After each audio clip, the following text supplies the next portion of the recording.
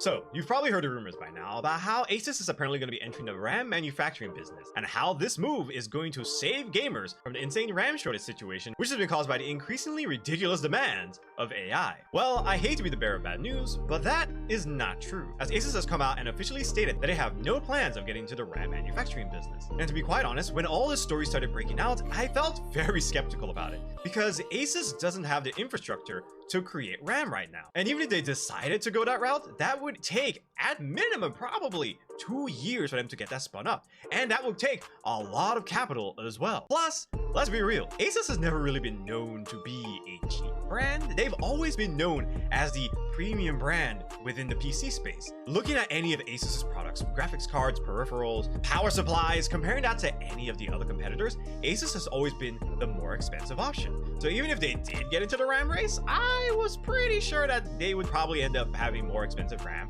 than everyone else. Now, while the news of Asus getting into the RAM manufacturing business is true, it seems instead that Asus is actually planning on relying on last-gen tech. So we started getting new reports where it basically states that Asus is actually going to be ramping up production for motherboards that support DDR4 RAM. And this kind of makes sense, because while DDR5 is now increasingly rare thanks to the demand for AI, and due to the fact that DDR5s are very fast and very efficient, DDR4 is still pretty capable for regular consumer needs. So if Asus is actually capable of producing more motherboards with DDR4 support, that can help other gamers who are either looking for some level of upgrade or looking to make some new builds of their own. They can then instead rely on DDR4, which are currently cheaper than DDR5, but I've noticed that those have also kind of gone up in price, but not nearly as bad as that's of DDR5, because that shit is ridiculous. So if you're someone who's currently in the market for a new PC build, or you're just looking to buy some additional RAM just in case, you might want to start looking at DDR4.